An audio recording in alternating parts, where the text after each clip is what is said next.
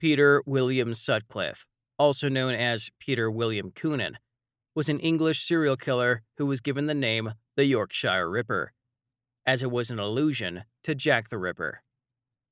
If you ask anyone in England who is the most famous infamous serial killer, they will reply with Jack the Ripper. He was born on June 2nd, 1946, in Bingley, Yorkshire. John and Kathleen had their first child, Peter William Sutcliffe. He later had 5 siblings. His father constantly accused his mother of sleeping around. In fact, it was John who was having affairs. John was an abusive drinker. He beat his kids with a belt throughout their childhood. Sutcliffe's father once beat him with a glass beer bottle when he was around 5 years old for sitting at his Christmas table. Sutcliffe wasn't interested in going to school. He found it hard to make friends and was often bullied. At the age of 15, he left school.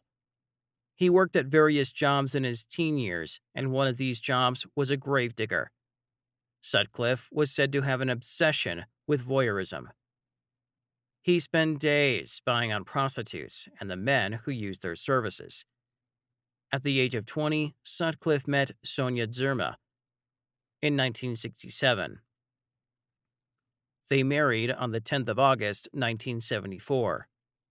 She suffered several miscarriages, and they were informed that she would not be able to have children. Unknown to her, Sutcliffe was spending his spare money on prostitutes. In June 1975, he got his HGV license. Sutcliffe initially operated in residential areas, attacking women and young girls, but later moved to red light districts, preying on vulnerable prostitutes in the area. In 1969, Sutcliffe committed his first assault on a prostitute whom he had met while searching for the woman who had previously tricked him out of money. He had followed the prostitute into a garage and hit her over the head with a stone in a sock. Police visited his home the next day, as the woman he had attacked had noted vehicle registration plates. Sutcliffe admitted he had hit her, but with his hand. The police told him he was lucky, as the woman did not want anything more to do with the incident. On the night of July 5, 1975, in Cayley, he attacked Anna Rogalski. She was walking alone. He struck her with a ball-peen hammer and slashed her stomach with a knife. Disturbed by a neighbor, he left without killing her. She survived after extensive treatment, but was emotionally traumatized by his attack. In August, Sutcliffe attacked Olive Smelt in Halifax. He struck her from behind and used a knife to tear her above her buttocks. This time, he was also interrupted and left his victim badly injured but still alive.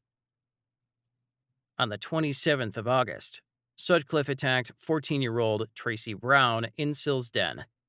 He struck her from behind and hit her on the head 5 times. On October 30th, 1975, his first victim who was murdered was McCann. But she wouldn't be prioritized because she was a sex worker.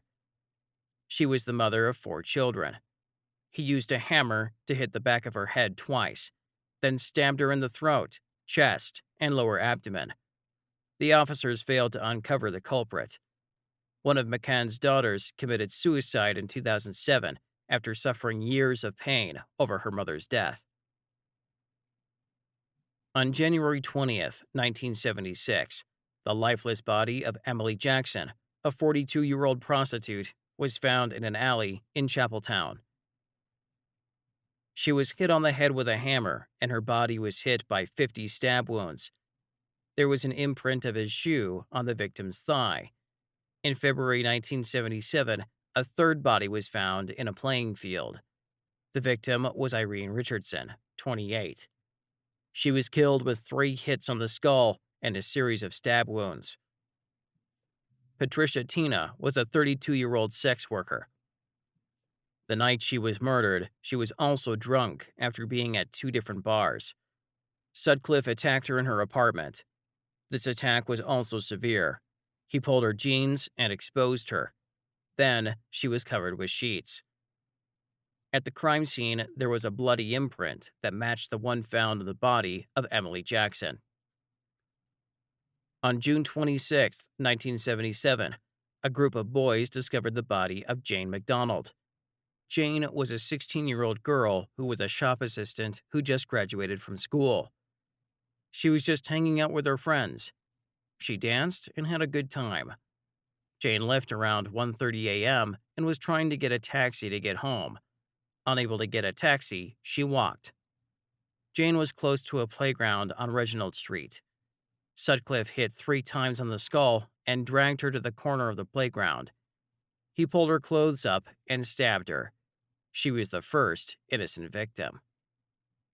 On the 9th of October 1977, the body of another victim was found, who died between September 30th and the 11th of October 1977. Jean Jordan, a 20-year-old prostitute, was stabbed 11 times on the head. He also used a piece of glass in an attempt to behead her body. Jean's body was lying near a wooden shed about 20 feet from a pathway that was used often. He returned to the crime scene trying to recover a banknote he had left with the victim, and by which the police could identify him. He wasn't able to find it. So he took her body and mutilated it. The police found the banknote from Jean's handbag. They believed it to be from her killer. It was traced, and police were able to narrow down 8,000 individuals. 5,000 were interviewed, including Sutcliffe, who claimed to have been at a family party at the time of the murder. Weeks of intense investigation led to nothing. Sutcliffe killed at least 13 women and attacked many more. He was interviewed 9 times over the course of the investigation. Unfortunately, investigators never had enough evidence to hold him. While he was arrested for drunk driving in 1980, he was released on bail, and while awaiting trial, he committed 2 more murders and 3 more attacks. His method of killing remained consistent throughout the killings.